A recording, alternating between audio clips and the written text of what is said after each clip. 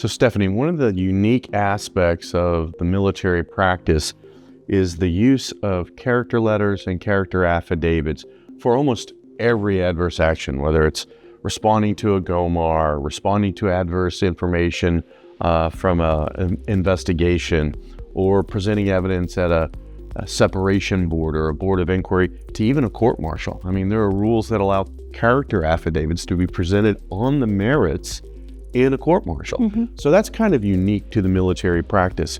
What's the importance of a character letter? I think the most important piece of the character letter, and the reason we do them, is to kind of show whoever is reading them that whatever this person has been accused of, convicted of, substantiated investigation, what have you, that's not who they are, right? The purpose of the character letter is to speak to their character.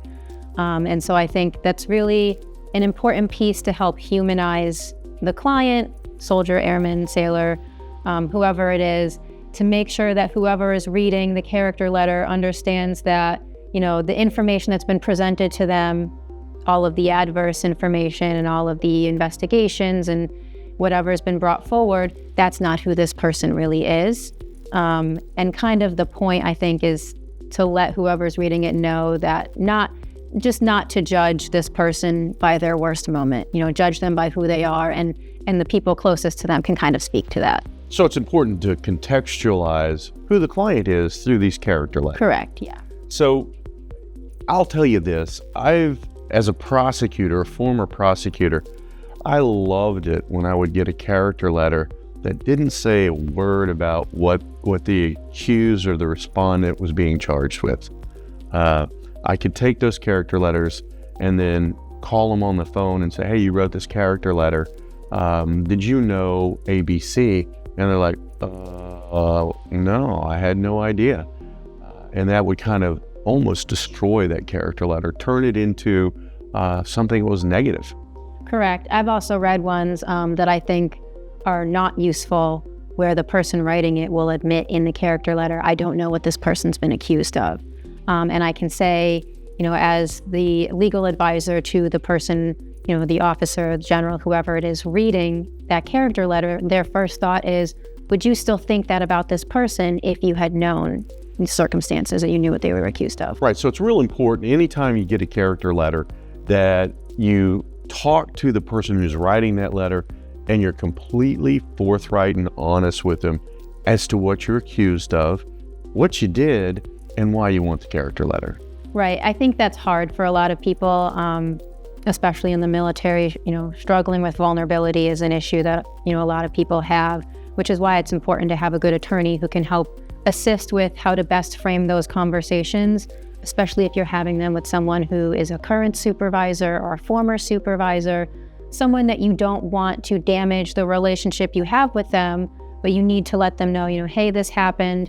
I think that you know who I am pretty well. Would you be willing to speak on my behalf? And who should somebody go to for these character letters? I think the people that you should seek character letters from is someone who knows you better than most. I think a lot of times most service members, their first thought is, I need to get the highest ranking person possible, and that person's going to write me a letter and it's going to impress whoever's reading it, right? And while rank is important and it's valuable, you need to have a letter from someone who can actually speak to your character, who can, you know, kind of quantify, I worked with this person from this time to this time. This is what we did together. I saw them thrive in this environment, and I think they thrived because, you know, they are courageous, they're brave, they have, you know, the capacity to be X, Y, and Z. Right. I have found that the best character letters start off with a brief introduction saying, hey, here's who I am, here's how I know such and such, and here's what I know he's charged with. And then they go into establishing their own credibility, why the CG or the board should listen to them. They establish, hey, what's the basis of my opinion? I've known, you know, this soldier for this long, he worked for me in this capacity. Then they define what the character trait or that character that they're looking for. Hey, a good soldier does this, character truthfulness means this, and they define that, and then they draw the conclusion, this is a good soldier, this is a truthful soldier, and then they explain why. And then they provide examples of that And then at the very end, they ask for the specific action. This soldier should be retained. This GOMOR should be filed locally.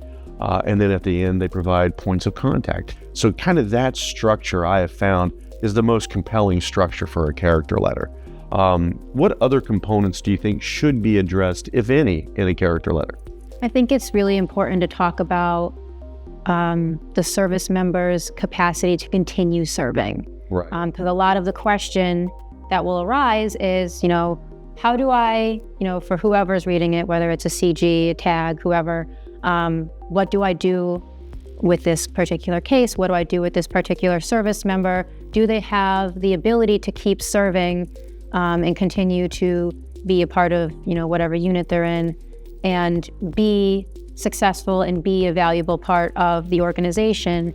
So talking about their ability to and their capacity to continue serving, I think, is super important as well. Well, I'll tell you specifically. I had 2 cases recently, one a court-martial and one a GOMOR, letter of reprimand, where the difference in our success in those cases were the character letters. For the first sergeant, while he was convicted, he got no punishment, and that was based in large part, he had a solid, 12 character letters from outstanding people, both superiors, peers, and subordinates. And then on the GOMOR, the same thing, a wide variety of seniors, peers, and subordinates. And those character letters made the difference. So it's really worth your effort to put time and resources in developing a good character letter. I agree. And I think it's also helpful when you have a good lawyer who can help you, come up with a template or something to make it easier on the person writing it, right? Because everybody's busy, everybody has, their own job. And so some of the obstacles that someone may come across is, I've asked this person for a character letter, I need it within the next 2 weeks, but I know they're very busy. Something that, an attorney can help out with is kind of structuring that for them to make it as easy as possible so it's not super time consuming. Right. Well, the one thing that shouldn't happen is somebody shouldn't gather these character letters and submit them to a decision authority without having legal review.